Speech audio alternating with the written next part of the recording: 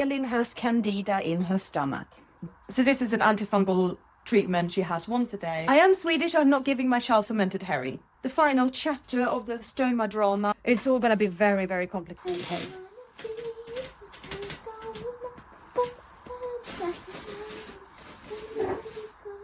Good morning, good morning, good morning. Good morning. I've got a song stuck in my head from K-pop demons. She has indeed. It is a beautiful morning. The girls are on summer holiday and Elin has Candida in her stomach. What is Candida? I hear some of you asking, because I've had a lot of people asking that when I've said, yeah, Elin has a Candida infection in her stomach, and my friends look at me and they go, what? Yeast. Candida is a yeast infection. Now, we do want some yeast in our stomach. We have some beneficial kind of yeast particles in our stomachs, just as we have beneficial bacteria. But when the balance isn't good, when the balance is out of balance, I feel so clever, right? Don't laugh at me, child. Right. Then we have a problem. That's what making button sore. And this is what is making Elin's Mickey button sore. It is probably also making her stomach sore. Yeah. Are you a regular viewer of ParentXP and somebody who watches all of our vlogs? If you are, then you know that I have had issues with Elin's button being raw and irritated for a long time, and I have done all kinds of things to try and work out what's going on with it and get it fixed. If you are not a regular viewer of ParentXP, then why aren't you? Hit the subscribe button and press the notification bell so you don't miss any of our videos. We share what life is like with a disabled child and a special needs sister and a single working mom, and just literally everything that we go through. Yeah, can enjoy it. We are also on TikTok and Instagram, and we have a Facebook page. Yes, we do. Yeah. Yes, queen. We are also going to get Elin sitting up, and today we're using the hoist. Yeah, to sit up. And why are we finally using a hoist? Because Mummy is getting older and she won't be able to carry it. She needs to learn nappy. That's one of the reasons. And what is the other reason? What's going on with your sister's leg? Yeah, her hip has gone out of socket. Her hip has gone out of socket. Oh yeah, and I bit my tongue yesterday. That's why I'm talking like this. Do you want her in a chair or sitting up on the sofa? I'm going to have her on your lap. You're going to have her on your lap? Yeah. So hoisting right now is not the right idea? No. Nope. So we're going to hoist in a bit. Right, Elin. We're going to sit you up above. Sit up. Have you vented him? Yes, I have. And I've given her a little bit of water. But where do you want to be? Yeah. There you go, girl. Elin's Fortini looks very weird.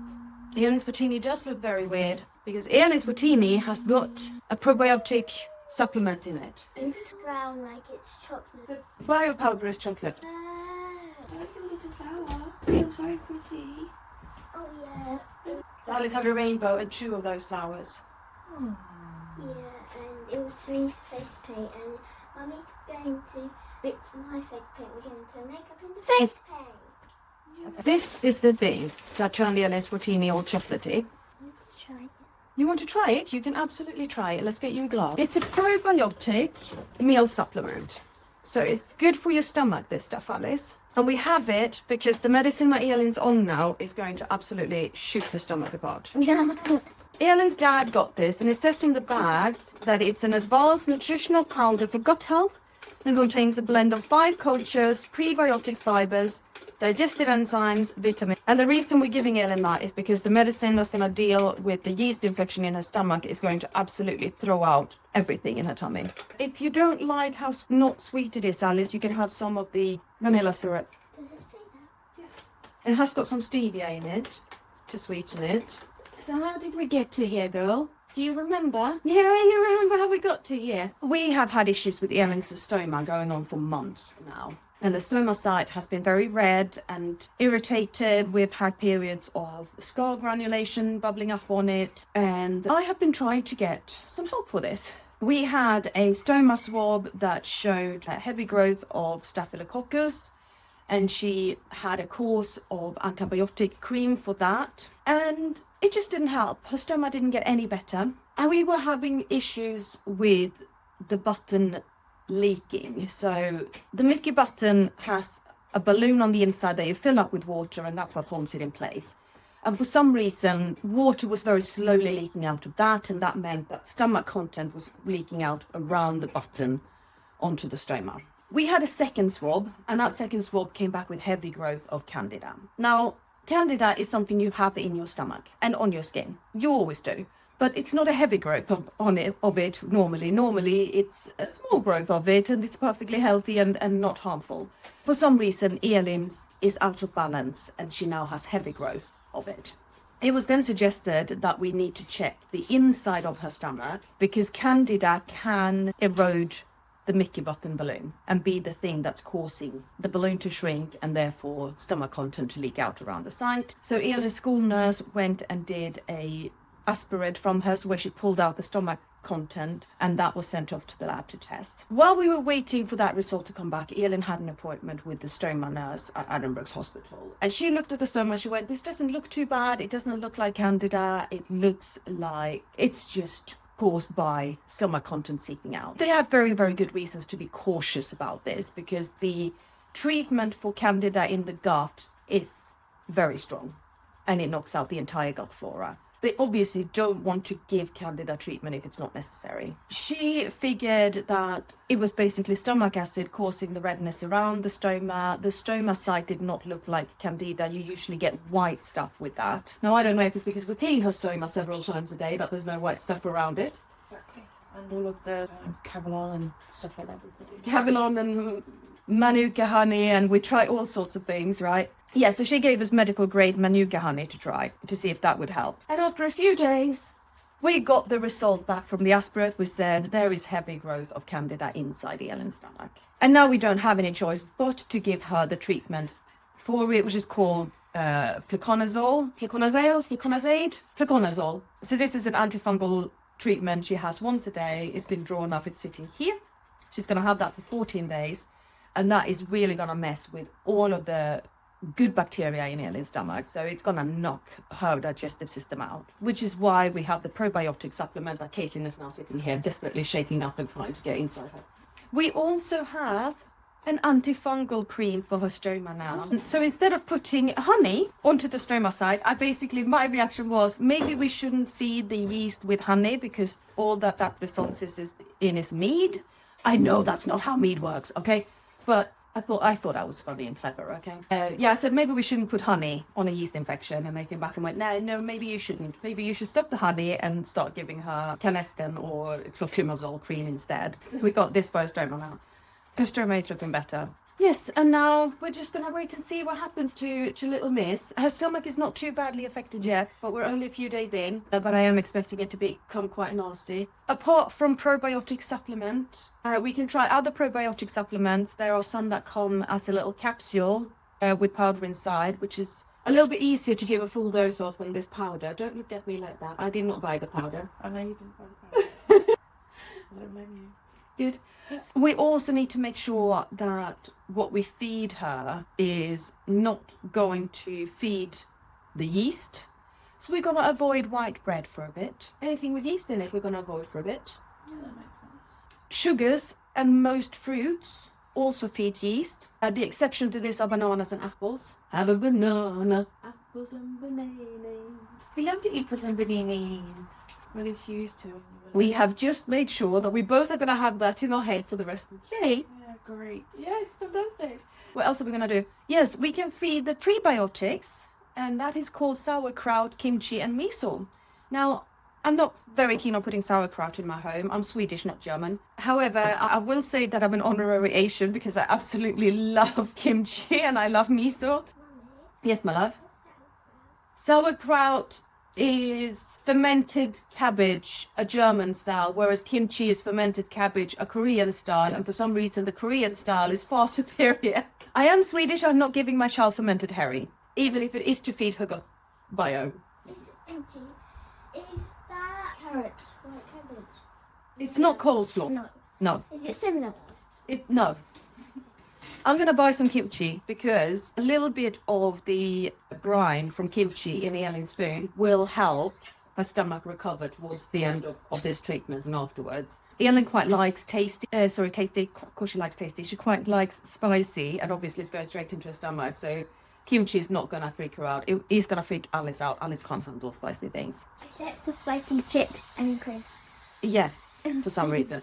We make a lot of ramen in this family. We do, don't we? So we're going to make ramen for you because miso is very good for your little tummy tum-tum. But this is fantastic for your stomach, and you've had a sore tummy for days as well, haven't you? Yeah. Daddy told me to drink more, and when I drink more, it felt better. Cool. Drink some of this as well.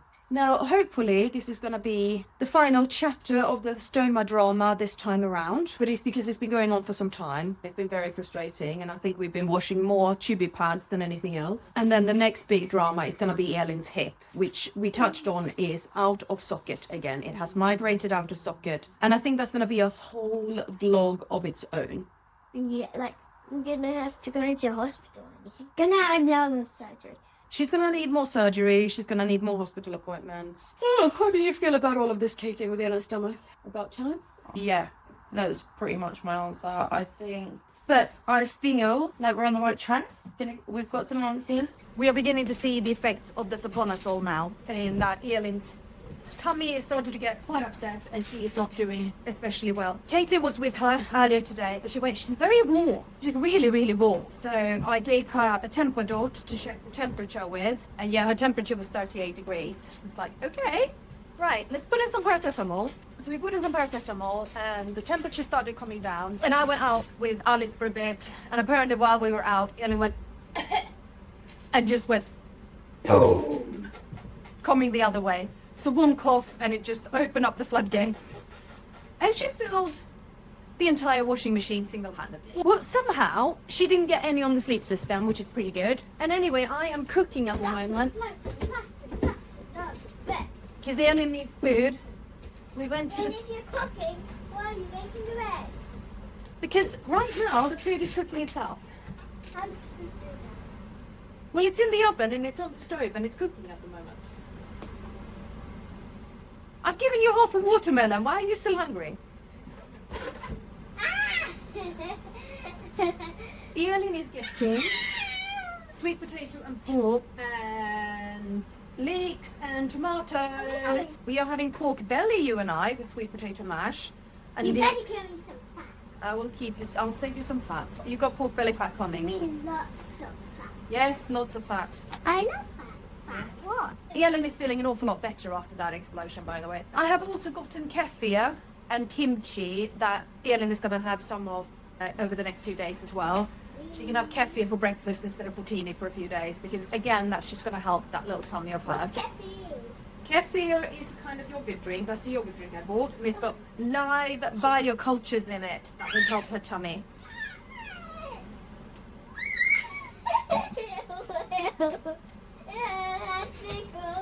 So at least I had a spare mattress protection to use, didn't I? And some spare sheets. I didn't get rid of all the sheets when I got rid of a lot of stuff because I knew I was going to need spares for Elin. She has had yeast tummy for months and months and months. What we're seeing now is the kill the yeast tummy. Kill the yeast! Kill the beast, kill the yeast. I am really amused now.